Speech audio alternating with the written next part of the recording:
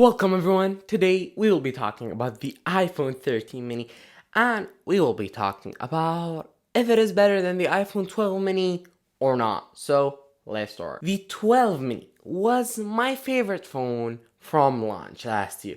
I have been using it since November 20th and it was an amazing experience with it, and it was very comfortable in the hand, and it was very easy to use, and was really, in my opinion, the best device that came last year. It was a new thing that Apple switched to, as it was a small phone and with a new design, with also lots of tricks down its sleeves. And all of this stuff also trickle down to the iPhone 13 mini, as it has all of the same features that I liked with the 12 mini and adds to it even more. When the main thing being the A15 chip, new camera, and battery life, which is very important with the 13 mini, as the battery life in the 12 mini was pretty bad and it wasn't really the best. So it was very important to Apple to improve it.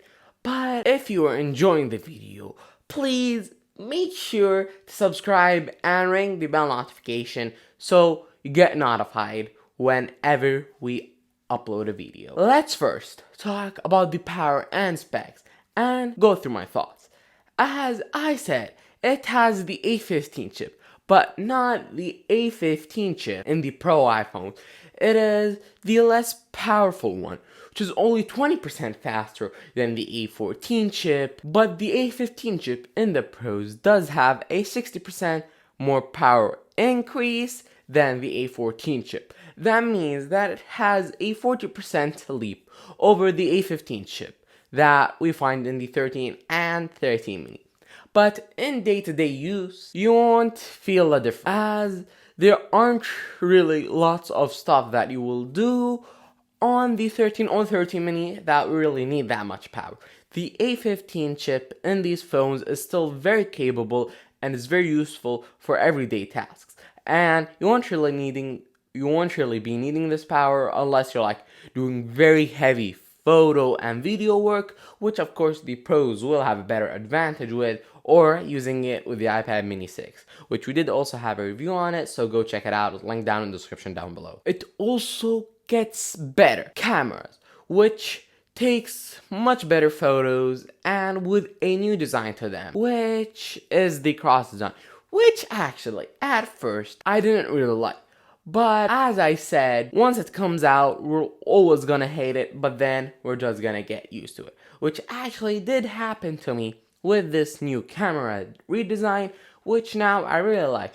And it really shows that you have the new iPhone 13, which is also pretty cool, and maybe it is like the only reason that people buy iPhones these days. Then the biggest thing, which is the battery life, which has improved, with it averaging around 1 to 1.5 hours of extra battery life than the 12 mini, which is very exciting to see and really lets you use this phone for a very long time. While testing, I got around 5 to 5.5 hours battery life, which is actually very great to see. And then in the 12 mini, it was around 4 to 5 hours. So it is an improvement, but nevertheless, I wish it would have been even better. But really, with the 12 mini or even the 13 mini, with the upgraded battery life, you really be needing to use low power mode, even with like the normal iPhone 13s, even if like you're using it very heavily, sometimes you might need it, but really, with the improved battery life with the iPhone 13, you won't really need them. But now, let's talk about my experience with these phones. So first, it was very easy to get used to, even after I was reviewing the 13 Pro. The screen, after coming from a bigger phone, feels kind of small and constricting while you're doing lots of stuff with it. But the feel in the hand was the best experience, and the ability to use it one-handed was pretty cool. With the design, we finally have a smaller notch, which I'm very happy to see. But for real, I never felt that it was even there. And that it was smaller.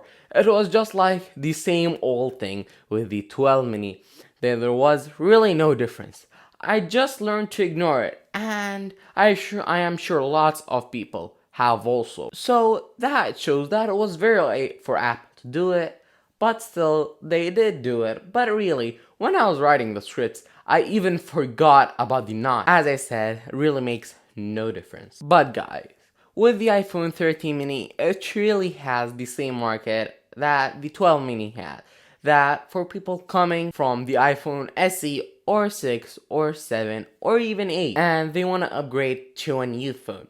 And really, the 13 mini, pretty great. And all around testing, it wasn't really that big a difference with the 12 mini, but still it is an improvement. And I really like the pace of it and everything. But one wrong thing with it, it's still Apple did not fix the bug with FaceTime where it goes through the notch while you're doing a FaceTime call, which was my biggest complaint even with the 12 mini, which was really our first video and was like 9 months ago, guys. So they still haven't fixed it. But with the smaller notch, it doesn't really intrude that much.